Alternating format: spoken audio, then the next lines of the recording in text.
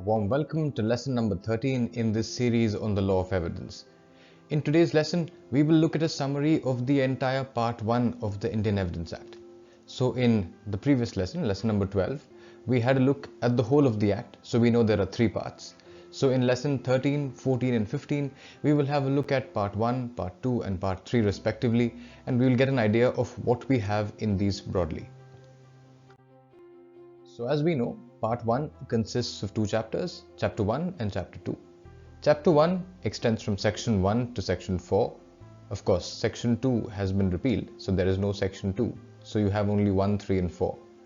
And chapter 2 is the longest chapter in the Indian Evidence Act, extending from section 5 to section 55. Let's have a closer look at these chapters now. So when I talk about part 1, chapter 1, which extends from section 1 to 4, chapter 1 is titled preliminary, right? Which basically means that it will be giving you some introductory concepts, right? So the first section, section 1, lets you know the short title amongst other things. But let me first talk about the short title. You see, the short title is the name that is given to the act. In order to explain this to you, let me ask you a question. So you've definitely heard of this thing called the CRPC. Now my question to you is the CRPC the Code of Criminal Procedure or is it the Criminal Procedure Code? Answer me in the comment section and tell me as to where you saw the answer, right? Where from you came to know whether it is the Code of Criminal Procedure or the Criminal Procedure Code. Moving on with chapter 1. So the first chapter, the preliminary chapter in the very first section gives us the short title, which means this is how we come to know that this act that we are studying is called the Indian Evidence Act. Section 1 also talks about the commencement, which means as to when the act became operational, when it came into force. And it also talks about the extent. So what is the areas that it extends to, both in terms of territory as well as subject matter. So it talks about the short title, commencement and extent. Then you don't have section 2 because section 2 has been repealed. You have section 3, which is the interpretation clause, right? Section 3 gives you the definitions and the meanings of a few words that have been used and a few phrases that have been used in the act. So as you might understand, any words that have been used in the act may not always be used in their grammatical sense. So the interpretation clause gives you the meanings of those words. So you have section 2 of the CRPC, which goes from 2A, 2B and goes on, and it gives you the definitions of various terms. Likewise, in the IPC, you have chapter 2, right, which extends from section 6 to section 52A. It also gives you the meanings of terms and the meanings in which they have been used. So section 3 is the interpretation clause. You can think of it as the dictionary to some of the terms that have been used in the Evidence Act. You also have section 4, which gives you the meanings of 3 terms. You can go and have a look at it, but you get the point. Sections 3 and 4 give you the meanings of some terms. Moving on, we go to chapter 2. Chapter 2, the longest chapter, relates to the relevancy of facts. So that is what the title also is. The title of the second chapter is relevancy of facts, right? Now, since it's very long, you can kind of think of all of these sections from sections 5 to 55 dealing with basically 2 kinds of sections. Either it will tell you facts and when they are relevant, or it will talk about facts and about when they are not relevant. Basically 2 kinds of sections. Either they will tell you that something is relevant or they will tell you that something is not relevant.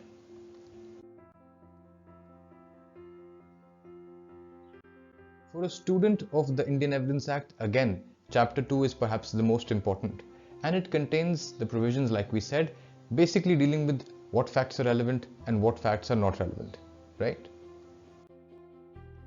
Perhaps you might wonder as to why the longest chapter in the Act is devoted to the question of what is relevant and what is not relevant, right? Now, at this point, I'd like to remind you that we studied in our earlier lessons that there were 3 basic principles, 3 fundamental canons on which the law of evidence is built and premised, right? I will not discuss those 3. I will only talk of one of those. I want you to write down the other 2 in the comment section, right? So the one that we've learnt was the rule of materiality. What was the rule of materiality? Well, the rule was that the court will only take evidence that relates directly to the matter in issue. That basically is the theory of relevancy, that the court will only consider those things that are relevant, right? Which is basically a test of what is relevant and what is not. Therefore, it is befitting that chapter 2 is the longest chapter of the Act and also the most important from the point of view of us students. Now, regarding the relevancy of facts, how do we come to know that evidence requires to be given only for the relevant facts? How do we come to know this? Is it given in the statute? Yes, in the very first section of this chapter, section 5. Section 5 says that evidence may be given of facts in issue and relevant facts. A brief recollection, what is a fact in issue? A fact in issue is the principal disputed fact, right? So what are the main facts which are in dispute, on the basis of which the rights and liabilities of the parties will be determined? Those are facts in issue. Obviously, facts in issue are relevant. But what are relevant facts? Let's just have a look at the provision. The provision says that evidence may be given of the existence or non-existence of every fact in issue and of such other facts that are hereinafter declared to be relevant. So section 5 says basically that evidence can be given of facts in issue plus some other facts. What kind of other facts? Other facts that have been declared to be relevant. Which basically means that these other facts are referring to the relevant facts. How do you come to know whether they are relevant or not? Because they have been declared hereinafter. Now, what is the meaning of hereinafter? It means after this. After what? After section 5, right? So the sections after section 5 let you know as to what is relevant and what is not. So it says evidence may be given in any suit or proceeding of the existence or non-existence of facts in issue and facts which have been declared to be relevant facts. So with this background, we now know that section 5 says that okay, after me, from the sections 6 to 55, you will have some sections which will tell you which facts are relevant, right? There are also some sections which say that some things are not relevant, right? So this is why we know what we will now find between section 6 and 55. They will all tell you as to whether a fact is relevant or not relevant. Alright, so now what we'll do is that we'll have a look at the sections, some of the sections between 5 and 55. This is just a summary video, so I won't get into the details. But we'll first have a look at some of the sections which talk about when a fact is relevant. We'll have a look at say 5-6 examples, and then we'll have a look at a couple of examples of sections between 5 to 55 which say that a fact is not relevant. So I am just trying to establish this point before you. I will not get into the details of the sections. In fact, I may not be fully accurate in describing these sections to you because I'd be saying them very quickly. In case you are interested in watching the detailed videos on these, just click at the I button, click on the I button at the top, right? You can go and have a look at those videos and you'd find the detailed discussion on those sections up there. For the time being, it's just a summary. For example, section 6 to 9. Well, you can broadly say that it contains a principle that is known as res gestae. You might have perhaps heard of this phrase. So it basically means that it deals with some of the facts which are connected with the main fact, right? So all of these connected facts also become relevant. So it tells you that these facts are relevant. So for example, if something forms a part of the same transaction, then it is relevant. If one fact forms the cause or the effect of another relevant fact or a fact in issue, that is also relevant, and so on. So it gives you the examples of some connected facts. It says these facts are relevant. Okay. Then you have section 10, for example. Section 10 says that anything that has been said by a conspirator with reference to their common design for a conspiracy, that is also relevant. Okay. Then you have possibly already heard of section 11. Section 11 talks about the plea of alibi, right? So let us say a murder was committed in USA on the 5th of July 2020, and a person says that, okay, the accused says that on 5th of July 2020, I was actually in Iraq, right? So that's a relevant fact. and it's relevant under section 11. Likewise, we have section 15. Well, section 15 deals with facts which show whether the act committed was done intentionally or accidentally. Don't worry, I'm just quickly saying these things. Don't worry, if you want you can go and see them, otherwise I'm just giving you the idea.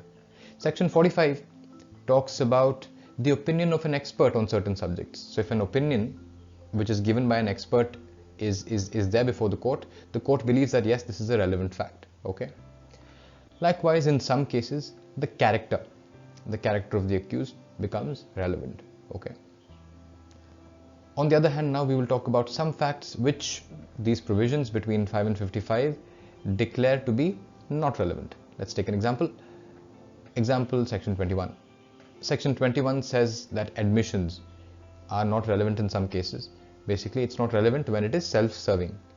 If you don't understand what I said, no issues. You can watch the video on admissions, but you get the point. Section 21 says that admissions are not relevant in some cases. Section 23 does the same thing. It talks about a certain case in which the admissions are not relevant. Let us say both the parties decided that okay, we will not have any admissions relating to this fact. Well, you can contract out of it. Section 23. Likewise, section 24 says that if a confession is made under a certain threat or inducement, it is not relevant. 25 and 26 talk about confessions made to police, not relevant, right? Likewise, section 43 deals with the case when a previous judgment is not relevant. Yeah, it's a previous judgment of the court is not relevant in certain cases. Section 43 deals with that. Okay. And then sections 53A and 54 deal with cases in which evidence of character is not relevant. So we just saw, for example, here, I just said that in section 53, cases where evidence of character is relevant. Here, an example of character when it is not relevant. So you get the idea. These sections deal with when facts are relevant and when they are not relevant. So in case you want to look for a certain fact, go to the index, look at the titles from section 5 to 55. You will know where to find the required section. Now I have a question for you. What if there is a certain fact which is not mentioned in either of these categories, which means it is not mentioned here in the list of facts which are relevant, nor is it mentioned in the facts which are not relevant. Now, is one such fact which is not listed here, which means which is not listed in the sections between 5 to 55, is such a fact to be treated as relevant or as not relevant? What do we do? I hope you get the question.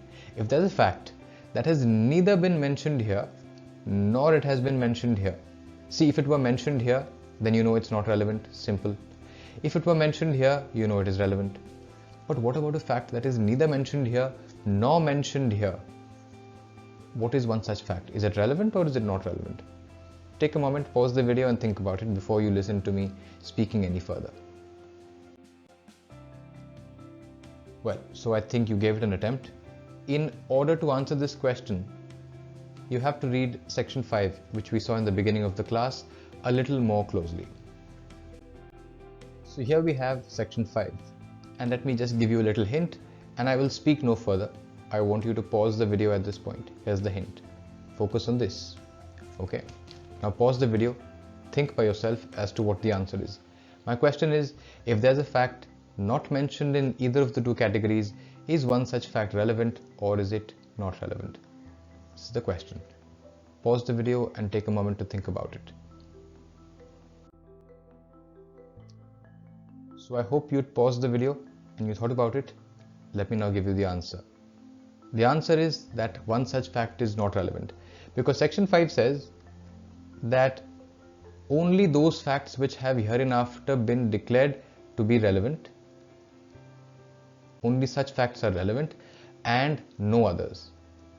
Which means that if anything is not mentioned specifically as being relevant, then that thing is to be considered as not relevant, right? So anything which has not been declared to be relevant is to be considered irrelevant or not relevant. So to conclude today's lesson, well, in part 1, you look to chapter 1. If you want to find out any introductory thing like the meaning of any term or as to when the act commenced or what its title is. And when you have a question that is a certain fact relevant or not, if that's your question, then you look at the provisions of chapter 2. So I hope this lesson was of use to you and you learned something from it, and thank you for your patience. Good day.